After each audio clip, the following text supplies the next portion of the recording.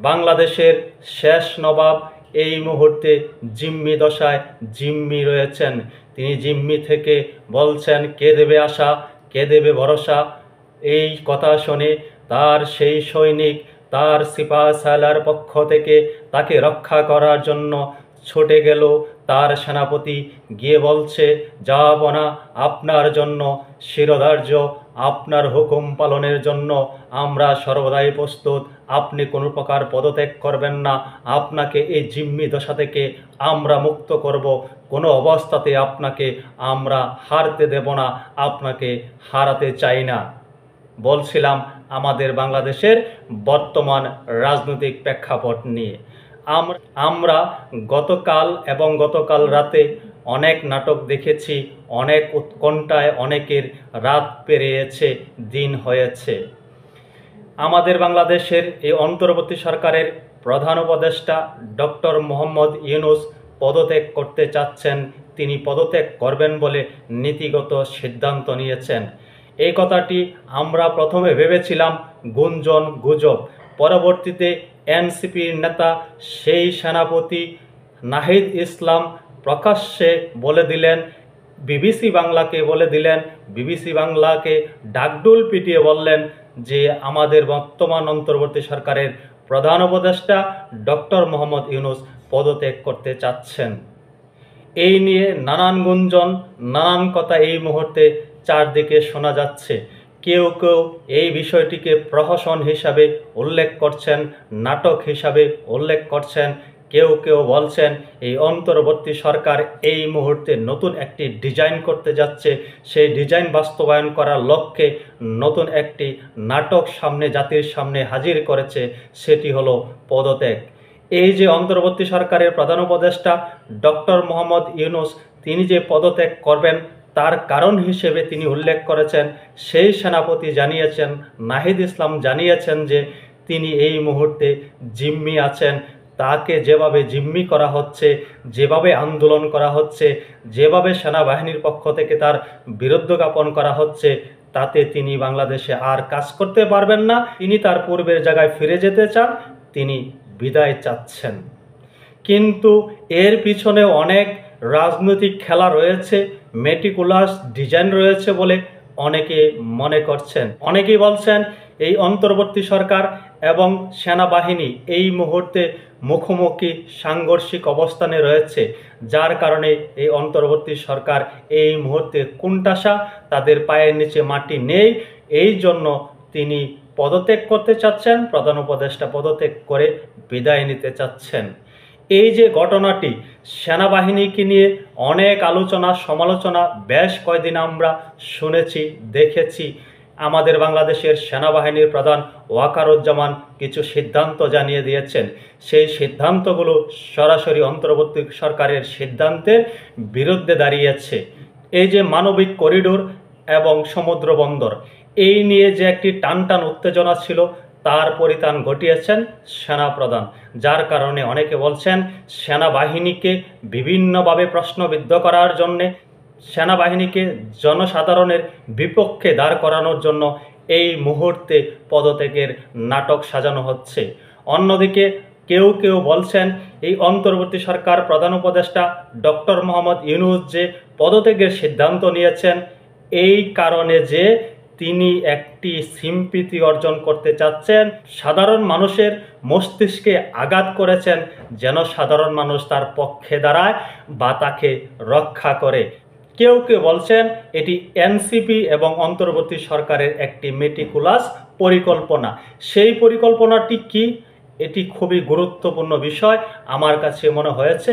অনেকেই যে বলছেন তার সাথে আমার অনেকাংশেই মতের মিল রয়েছে। কেউ কেউ বলছেন অন্তর্বর্তী সরকারের বেশ কয়েকজন উপদেষ্টা খুবই তাড়াতাড়ি অল্প দিনের মধ্যেই পদত্যাগ করবেন এবং ডক্টর মোহাম্মদ ইউনূসও পদত্যাগ করতে পারেন। আমরা সকলে জানি এই অন্তর্বর্তী সরকার ঘোষণা দিয়েছেন যে আগামী 30 কর্মদিবসের মধ্যে জুলাই ঘোষণাপত্র প্রদান করবে। জুলাই ঘোষণাপত্রের মধ্যে এমন একটি বিষয় ঢুকিয়ে দেওয়া হবে যে যাতে এই অন্তর্বর্তী সরকারের কোনো অস্তিত্ব থাকবে না, বাংলাদেশে একটি বিপ্লবী সরকার হবে, না হয়তো একটি জাতীয় সরকার হবে। সেই জাতীয় সরকার এবং বিপ্লবী সরকারকে বাস্তবায়ন করার লক্ষ্যে এই অন্তর্বর্তী সরকার এবং এনসিপি একটি পদক্ষেপ হাতে নিয়েছে। পূর্ব থেকে তাদের যে পরিকল্পনা ছিল, তারা একটি বিপ্লবী সরকার গঠন করবে, তারা জুলাই ঘোষণাপত্রের মাধ্যমে এই বাংলাদেশের সকল সংবিধানকে কবর দিয়ে দেবে, কবর রচনা করবে। তারই অংশবিশেষ হিসাবে এই মুহূর্তে পদত্যাগের নাটকটি চলছে বলে অনেকে মনে করছে। এই মুহূর্তে যদি অন্তর্বর্তী সরকার ভেঙে যায়, একটি মহল, একটি গোষ্ঠী, কিছু কিছু রাজনৈতিক দল একটি দাবি নিয়ে মাঠে নামবে, সেটি হলো দ্রুত সময়ের মধ্যে একটি বিপ্লবী সরকার গঠন করতে হবে, নতুবা জাতীয় সরকার গঠন করতে হবে। সে জাতীয় সরকার এবং বিপ্লবী সরকার যাই বলেন না কেন, সেটি বাস্তবায়ন করার জন্য এই মুহূর্তে পদত্যাগের গুঞ্জন শোনা যাচ্ছে এবং তার সত্যতা স্বীকার করেছে এনসিপির আহ্বায়ক নাহিদ ইসলাম। এই যে নাহিদ ইসলাম বিবিসিকে সাক্ষাৎকার দিয়ে বলেছেন, আমাদের প্রধান উপদেষ্টা ডক্টর মোহাম্মদ ইউনূস পদত্যাগের জন্য সিদ্ধান্ত নিয়েছেন, তিনি ভাবছেন। এখন এখানে একটি রাজনৈতিক খেলা রয়েছে বলে অনেকে মনে করছেন। যদি ডক্টর মোহাম্মদ ইউনূস পদত্যাগের সিদ্ধান্ত নেবেন, তাহলে এত ফলাও করে এটি প্রচার করার কি আছে? এনসিপির নেতা কেন বিবিসি বাংলাকে বলবে যে আমাদের প্রধান উপদেষ্টা এমন একটি সিদ্ধান্ত নিয়েছেন, তিনি পদত্যাগ করতে চাচ্ছেন, তিনি তার পূর্বের জায়গায় ফিরে যেতে চাচ্ছেন? এভাবে কিছু কর্মকাণ্ড করে বিশেষতভাবে সেনাবাহিনীকে বিশ্বের কাছে, জনগণের কাছে ভিলেন পরিচিত করার জন্য, ভিলেন রূপে আবির্ভূত করার জন্য একটি মেটিকুলাস পরিকল্পনার অংশবিশেষ এই মুহূর্তে পদত্যাগের একটি আওয়াজ গুঞ্জন। তবে এই অন্তর্বর্তী সরকারের বেশ কয়েকজন উপদেষ্টা এবং এমনও হতে পারে প্রধান উপদেষ্টা যে সিদ্ধান্তটি নিয়েছেন সেটি বাস্তবায়ন হবে, তিনি পদত্যাগ করবেন। তিনি পদত্যাগ করলেই বাংলাদেশ নেতৃত্ব শূন্য হয়ে যাবে, বাংলাদেশে কোনো সরকার থাকবে না। এই সুযোগে যারা বিপ্লবী সরকার গঠন করতে চাচ্ছেন, যারা আওয়ামী লীগকে বিতাড়িত করেছেন, যারা বিএনপিকে মাইনাস করতে চাচ্ছেন, তারা একটি বিপ্লবী সরকার গঠন করলে করতেও পারে। এই নিয়ে আবার কেউ কেউ ভিন্ন রকম মন্তব্য করছেন। কেউ কেউ বলছেন এই পদত্যাগ ইস্যুতে বিএনপিও জড়িত, বিএনপিও জানে পরিকল্পনার অংশবিশেষ কি হতে যাচ্ছে, বিএনপিও হয়তো সেই বিপ্লবী বা জাতীয় সরকারের মধ্যে অন্তর্ভুক্ত হতে পারে, কেউ কেউ মনে করছেন। তবে আমার কাছে ব্যক্তিগতভাবে মনে হচ্ছে এমনটি না হওয়ারই সম্ভাবনা বেশি। বিএনপির মতো এত বড় একটি রাজনৈতিক দল এই ধরনের ঝুঁকি নিতে পারে না বলে আমার মনে হচ্ছে। গতকাল রাতে বিপ্লবীদের মুখ থেকেও আমরা অনেক কথা শুনেছি। তাদের ফেসবুকে প্রতিনিয়ত বিভিন্ন পোস্ট দিয়ে সরগরম করে রেখেছিলেন রাজনৈতিক অঙ্গন। তারই মধ্যে একজন অন্যতম হলেন এই অন্তর্বর্তী সরকারের একজন উপদেষ্টা আসিফ মাহমুদ সজীব ভুঁইয়া। তিনি বিএনপিকে উদ্দেশ্য করে বলেছেন, আপনারা যে কুমির নিয়ে আসছেন ডাকডুল পিটিয়ে সমর্থন দিয়ে, সেই কুমির কিন্তু আপনাদেরকে গিলে খাবে। অর্থাৎ তিনি সরাসরি বিএনপিকে বলছেন, আপনারা যে অন্তর্বর্তী সরকারের বিরুদ্ধে জ্ঞাপন করছেন, বিরুদ্ধে দাঁড়িয়েছেন, তাতে এই বাংলাদেশে হয়তো একটি সাময়িক শাসন আসতে পারে, তাতে আপনারাই ক্ষতিগ্রস্ত হবেন, আপনাদের কোনো অস্তিত্ব থাকবে না। এই কথাটি বলেছেন আসিফ মাহমুদ সজীব ভুঁইয়া। তবে আপনারা বলতে পারেন, আপনার এই কথার সাথে, আসিফ মাহমুদ সজীব ভুঁইয়ার এই কথার সাথে পূর্বের কথার তো কোনো ভিত্তি নেই। ভাই, এটি হলো রাজনৈতিক খেলা। রাজনৈতিক অঙ্গনে এক এক রকম শব্দবোমা ছাড়া হবে, বাস্তবিক অর্থে কী পরিকল্পনা বাস্তবায়ন হবে সেটি কাউকে বুঝতে দেওয়া হবে না।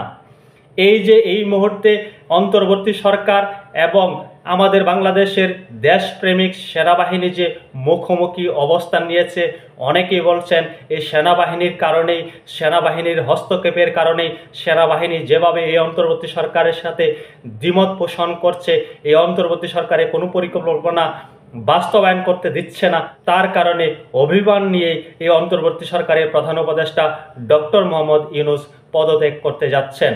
আবার কেউ কেউ বলছেন, বিশেষ করে এনসিপি এবং এই অন্তর্বর্তী সরকারকে যারা অতঃস্ফূর্তভাবে সমর্থন দিচ্ছে, যারা এই অন্তর্বর্তী সরকারের সকল সিদ্ধান্তকে সাধুবাদ জানাচ্ছে, মৌন সমর্থন দিচ্ছে, তারা বলছে এই মুহূর্তে সেনাবাহিনী এবং বিএনপি ভারতের মদতে চলছে, ভারতের পরিকল্পনায় তারা এই অন্তর্বর্তী সরকারকে উৎখাত করতে যাচ্ছে।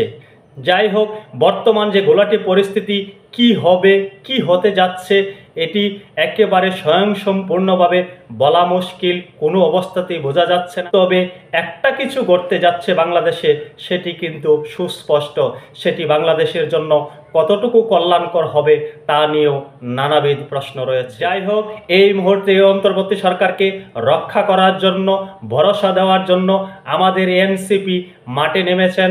তারা ভরসা দিচ্ছেন যে কোনো কিছুর বিনিময়ে তাদের পরিকল্পনা বাস্তবায়ন করবেন, এই অন্তর্বর্তী সরকারকে হয়তো টিকিয়ে রাখবেন, না হয়তো তারা একটি বিপ্লবী সরকার গঠনের দিকেই হাঁটবেন।